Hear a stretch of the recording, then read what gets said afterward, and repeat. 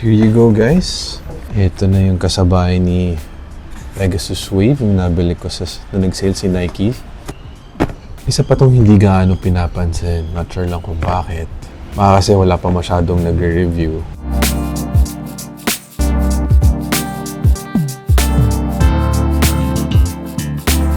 Kamusta YouTube? It's me again, John, and welcome to Aloy's TV for another unboxing. And for this time, it's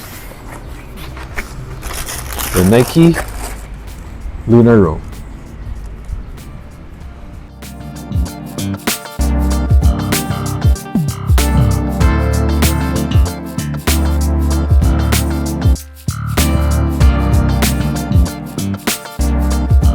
Nakita ko na tong Lunar Roam sa Commonwealth, sa Nike, sa Atmos. Nagsisale pa nga actually. Pero hindi pa siya ganun ka-interesting for me. Except for now. Ganda, no? I really like the earth tones. Yung brown, orange. Tapos may hint pa ng olive green dito sa sole.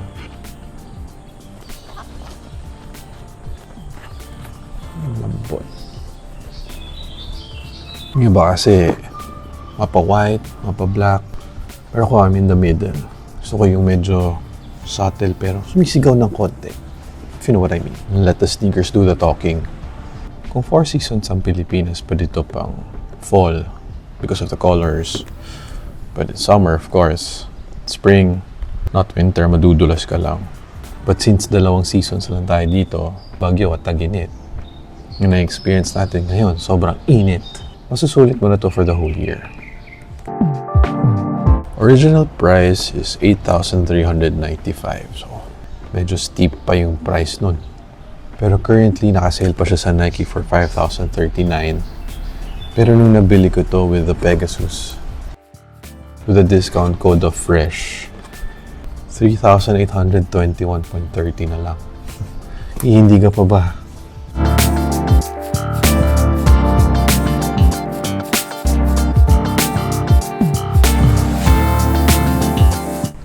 When I initially tried it, parang it fits long.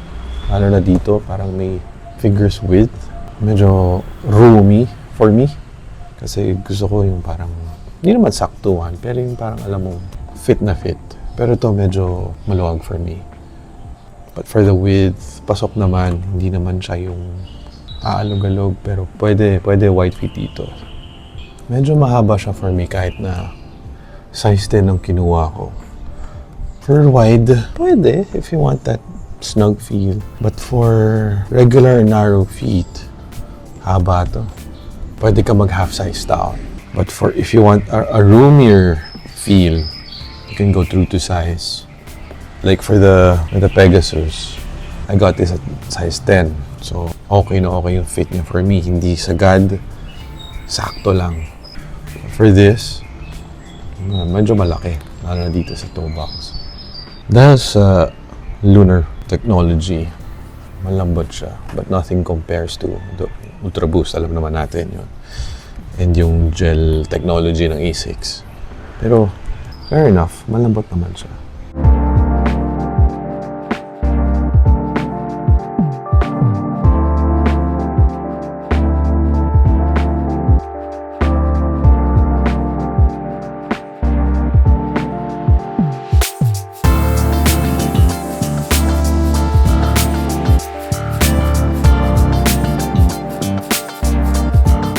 And just like the Pegasus Wave, meron din siyang super nice na feature, and I'll show it to you here. Well, not just one, but 2.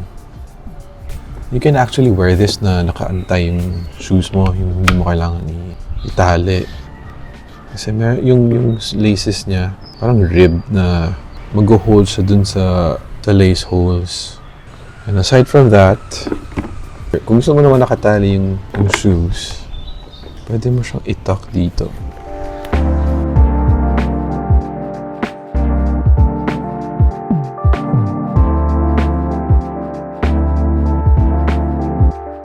Okay, why did I buy this? Well, una, if you buy 2, you get the additional 30% off. Kaya, 1-2 combo. And I was really curious about this shoe kasi yun nga, ang ganda niya, pero walang pumapansin. So, ngayon naka-sale, binili ko na para matry natin. Gusto ko yung colorway nito kaya ako siya binili. Sobrang fan kasi ako ng retro colors. Yun nga, isa din yung comfort. Ang sarap nang ilakad the whole day. Then I'll update you kung may foot fatigue ba or what. But looks very comfortable. Pero ito, aside from running, walking, pampukalma na rin, di ba? Oh, para sa mga seniors, pwede din sa inyo to. Okay, for wearability, bagay naman siya sa mga current kong suot. Kaya hindi ko na kailangan munang bumili ng damit para lang bagayan ito. Tapos yung look, ganda. I like it, di ba? You agree? Hindi ko lang talaga din siya pinapansin before because of the price. Pero ngayon, sale na, di go na, di ba? So there you have it, the Nike Lunar Roam. What do you think, guys? Do you like it? Are you gonna buy it? Sale pa. I'll link in the description below, just in case you're interested. Thanks for watching, and I'll see you on the next.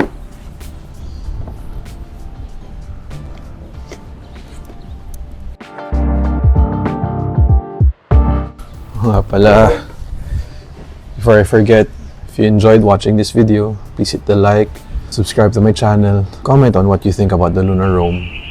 Thanks for watching, and I'll see you on the next.